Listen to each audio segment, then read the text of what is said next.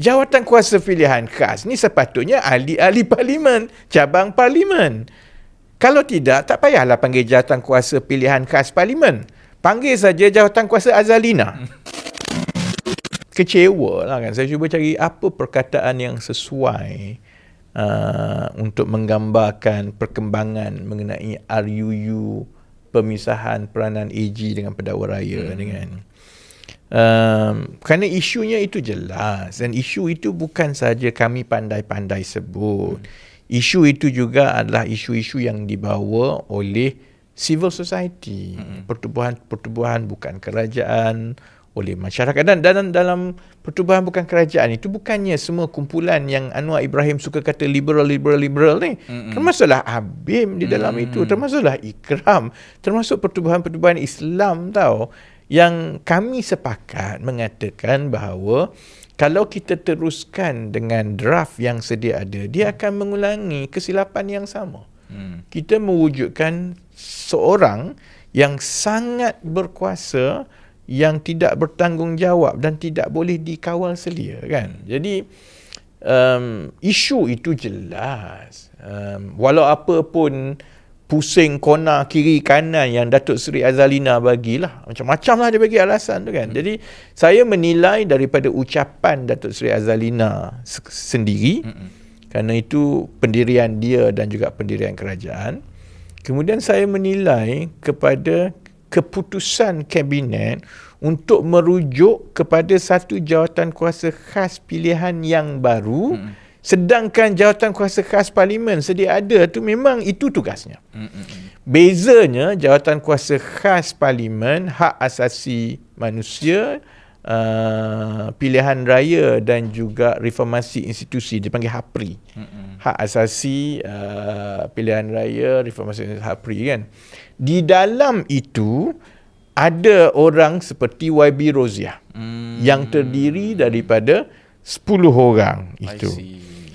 Jawatan kuasa HAPRI juga telah membuat keputusan sebelum ini bersetuju supaya elemen parlimen mesti dibawa masuk.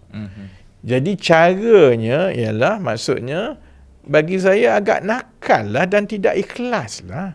Bila kamu dah tahu proses yang sepatutnya ialah bawa balik kepada jawatan kuasa khas HAPRI yang dipengerusikan oleh YB William. Memang ada perbezaan. Kerajaan langsung tak nak bagi kepada parlimen. Sebab kalau ikut jawapan Datuk Seri Azalina itu, kuasa melantik itu kuasa eksekutif. Parlimen, kamu dah bagi kuasa itu kepada eksekutif, kamu jangan cuba-cuba campur tangan. Itu pendirian kerajaan sekarang tu. Yang disampaikan. Maksudnya kuasa nak lantik siapa-siapa lah. Kami yang jadi menteri, kami jemaah menteri, kami kerajaan, maka semua kuasa mentadbir, terutamanya yang melantik, itu kuasa kami, bukan kuasa parlimen.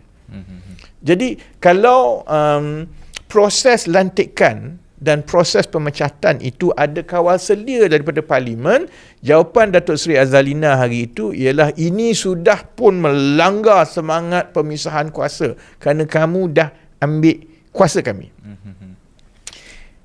Saya rasa macam benda itu boleh diguna pakai dengan lebih sesuai di negara-negara yang ada sistem presiden. Sistem presiden itu jawatan cabang eksekutif memang dipilih secara berasingan oleh rakyat. Maka dia ada mandat sendiri tau. Presiden Prabowo, dia ada mandat dia sendiri. Presiden Trump ada mandat dia sendiri.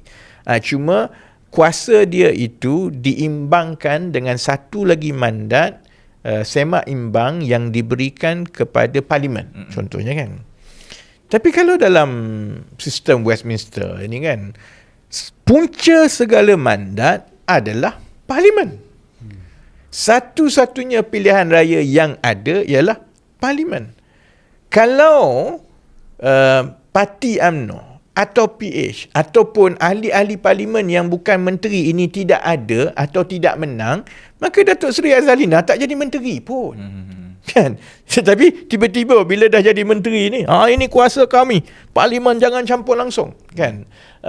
Dan dia bukan soal perebutan kuasa pun. Dia soal macam mana untuk kita mengikat seorang yang cukup berkuasa seperti pendakwa raya kembali kepada kuasa rakyat. Kalau contohnya, kuasa rakyat di Malaysia ini dizahirkan melalui pilihan raya yang memilih Perdana Menteri, dan okeylah. Dan tak ada orang nak campur. Tak adalah parlimen nak campur. Kerana kita tahu, kalau pendakwa raya itu tak buat kerja dengan betul, ataupun tidak mengikut peraturan, ataupun tak perform, ataupun korup, then kita boleh remove dia dengan remove Perdana Menteri. Tapi di Malaysia, masalahnya ataupun keadaannya, kuasa rakyat itu dizahirkan melalui satu-satunya jalan, iaitu parlimen. Jadi untuk kita mengikat kebertanggungjawaban pendakwa raya dengan rakyat, mestilah melalui parlimen. Kan? Tapi jawapan dan ucapan yang dibuat oleh Datuk Seri Azalina itu cukup jelaslah bahawa dia menentang sepenuhnya perkara itulah. Dia tak sembunyi-sembunyi lah. Memang terus terang hari tu. Saya ingat kod-kod lah. Dia cubalah juga beri gambaran yang dia akan, kerajaan akan pertimbang, cari jalan, semua kan. Tapi tak ada lah. Jadi, tambah lagi luka ialah yang sepatutnya dirujuk kepada jawatan kuasa pilihan khas sedia ada, yang pandangan mereka itu nampak lebih selari dengan pandangan kami yang 10 ini. Untuk mengelakkan daripada kena bentang kat situ, dia tubuh sendiri jawatan kuasa pilihan khas yang baru, yang mana dia sendiri, eksekutif, jadi pengurusi. Jawatan kuasa pilihan khas ni sepatutnya ahli-ahli parlimen, cabang parlimen. Kalau tidak, tak payahlah panggil jawatan kuasa pilihan khas parlimen. Panggil saja jawatan kuasa Azalina.